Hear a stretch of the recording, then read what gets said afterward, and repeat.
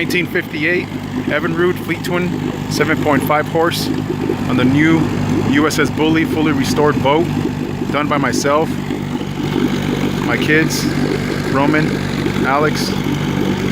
We're about to go fishing tomorrow. Make sure the motor runs good. The original Evinrude gas can, everything works. She's reading full. Glow plug's not in, but it will be when we're in the water. She's running strong.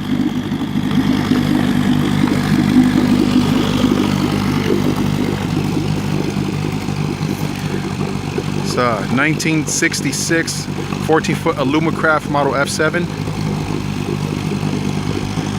USS Bully is what we named it. There's our logo for me and my buddies.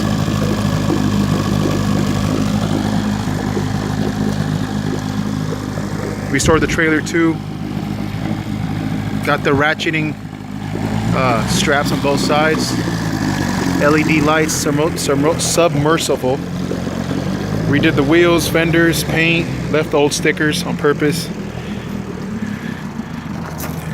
New rollers. Stainless steel hardware on some of the parts that I took off, not everything. Safety chain. New chains. Completely redid the wiring through the inside of the frame. It's good to go. Got some locks on there. Wood benches inside. Bumpers, paddles. Cleaned the inside, leaving the inside bare for now. I don't know if I'm ever going to paint it. Custom aluminum transom. Getting rid of the wood. Some styrofoam left over. That's the only thing left is to fill the inside of the benches with some kind of flotation device. Probably just going to go with some inner tubes. Fill them up, put them in there. My sons, hopefully we'll be fishing soon.